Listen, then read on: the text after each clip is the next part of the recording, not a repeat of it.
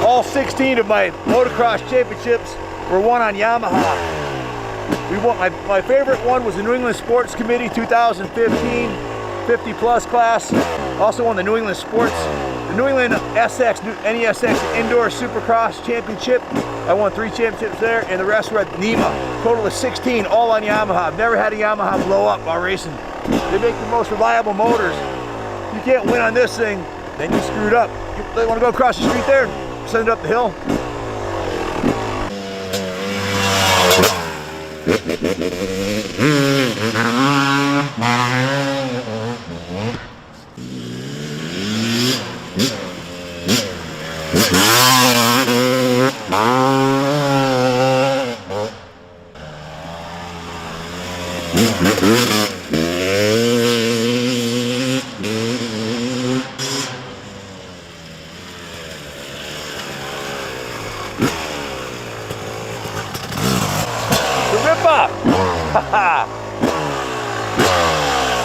Power, baby.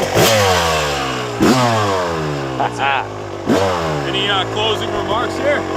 You can't beat the YZ250 motor. This thing hauls ass. It don't get much better than this.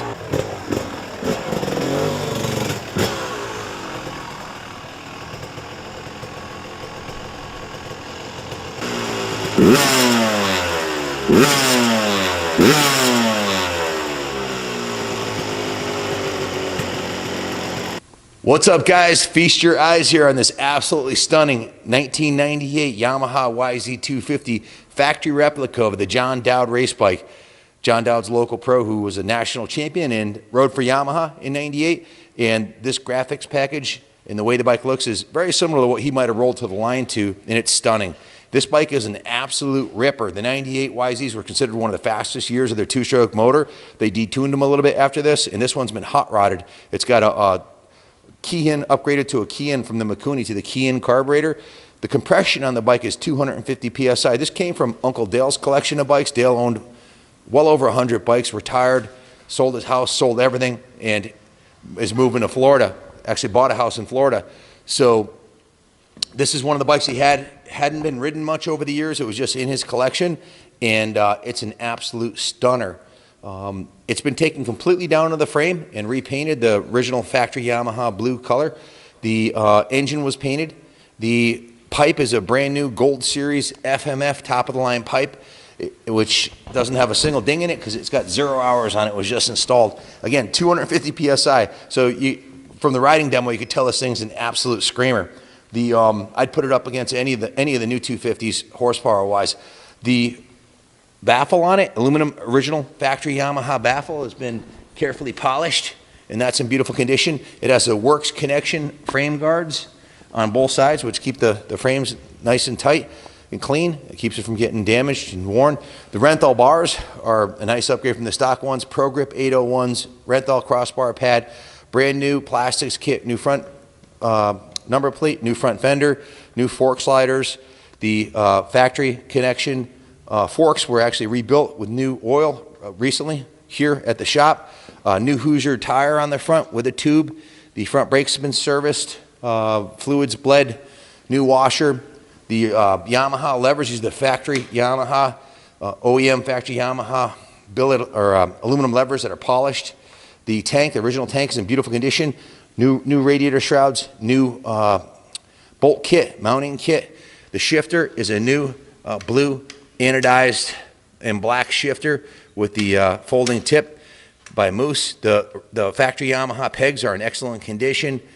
The chains and sprockets are brand new. It's a gold, upgraded gold chain with a black sprocket.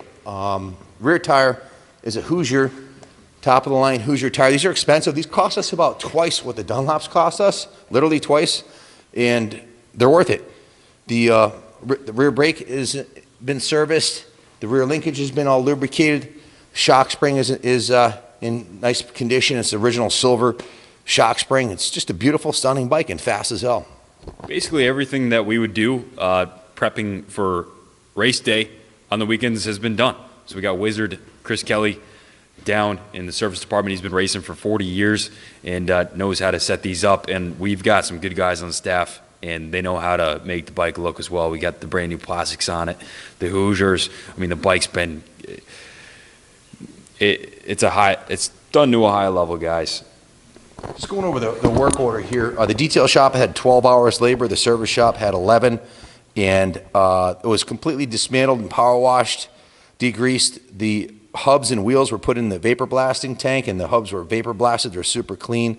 The motor was repainted. The gas tank was renewed. All new plastic was put on the bike. The new graphics were installed. Foot bags were painted. We polished the kicker. The kickstarter's been polished also. The rotor bolts have been cleaned up. The front and rear axles have been cleaned up, and of course the new grips. So $1,497 in parts, including an NGK spark plug, new chain roller, top and bottom, a new chain slider. If you walk around by the chain, you'll see that on the other side. New 19-inch tube, new 520 gold chain, new fork seal and bushing kit. So the forks not only got new seals, they got new bushings. They're completely rebuilt. The front master cylinder has got the rebuild kit in it. Complete graphic package, factory replica, graphic and trim kit from my good friend Anthony at Evo MX. The Factory Effects blue seat cover, which is beautiful.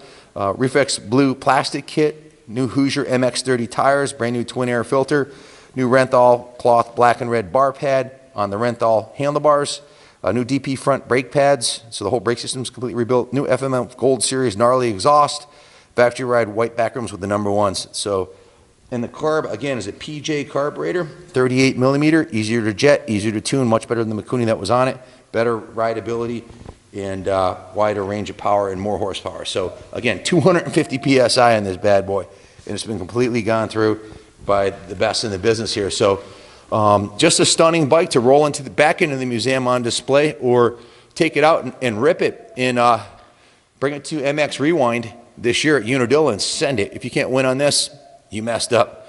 The frame is in excellent condition. The only ding I saw on the lower frame rails was right here. There's a little thumbnail size ding in the frame, which could be, you can weld that in, smooth that off very easily. We can have that done for about 150 bucks if you wanted to do it. I didn't want to do it because it doesn't affect the structural integrity at all. But there is one little ding in the frame. The rest of the bottom of the frame is in excellent condition. No damage back here at all, no dings back here. And if you look at the other side of the frame rail, always look at the bottom of the bike, especially a steel frame bike. This side of the frame is in excellent condition. I don't feel a single ding over there. So just a beautiful piece. Again, Dale had a huge collection of bikes. Dale's also 58 years old, so this was more of a trophy bike than anything. and we took it the extra mile for him and cleaned it up and got it ready for its new owner. So if you have any questions about the bike, give us a call, 860-454-7024. This bike's a ripper. You'll love it. And these motors are the hot ticket for two-stroke motocross. Whoever's going to buy is going to have one hell of a fun summer on this. So good luck bidding. God bless America.